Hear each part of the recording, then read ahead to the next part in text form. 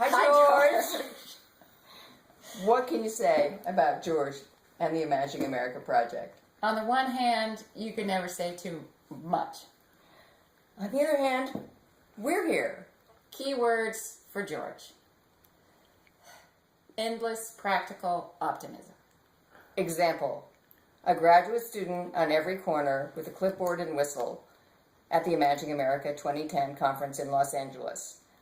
George had total faith in us, but he wasn't going to let us get lost either. So resourceful, he never has to seem scrappy. He collaborates with every organization there is, foundations, all of the present and dispersed generations of Boyle Heights, his own department, the Japanese American National Museum. He keeps what's most important about the engagement agenda front and center.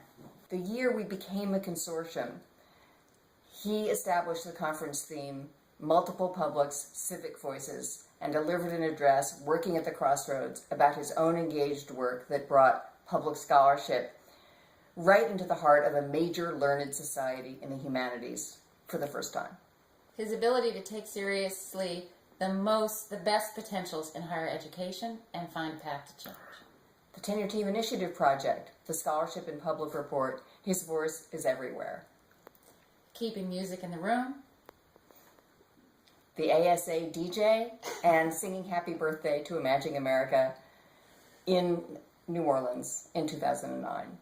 And of course, the ubiquitous George smile and twinkle in his eye.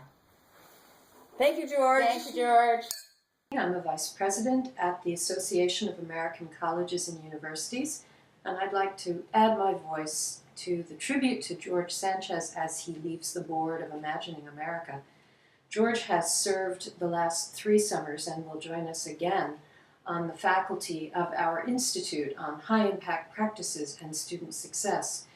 And through his work in the Institute, wonderful, generous work, George has brought so much to unite the work of Imagining America with the work we do at AAC&U, and I would like to say thank you for that. George, I will never have a better time to tell you what I am about to tell you, which is that for the entirety of the Los Angeles conference, I nursed a tremendous crush on you. And I just want to say for the record that this crush was 100% husband approved and husband sympathized because of the experience I had organizing that conference with you. So now that we have the true confessions part of the video out of the way, here is the story.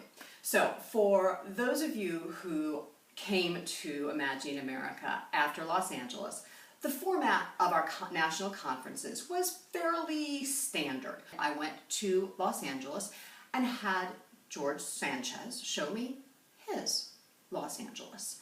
And he took me to the most marvelous places. We went to Homeboys Industries, we went to the Cornerstone Theater, to the Japanese American Museum, and I went home with a problem.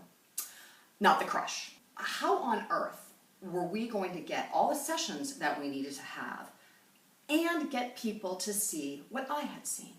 And it came to me that we simply hold sessions in these sites. And George said, we can do that.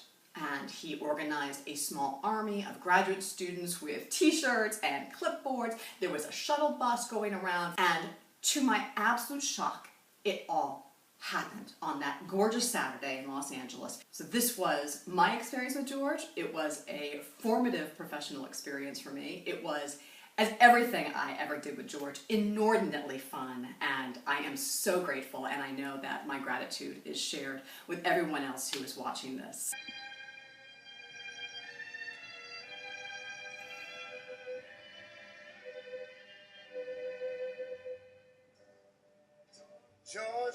George S. George Sanchez. I want to thank you for being such a terrific public humanist, for bringing that credibility to Imagining America, for your leadership in deliberations about campus and community around the National Advisory Board table. And I want to thank you for what you have yet to do. Thank you, George. Georgia, a song of you comes as sweet as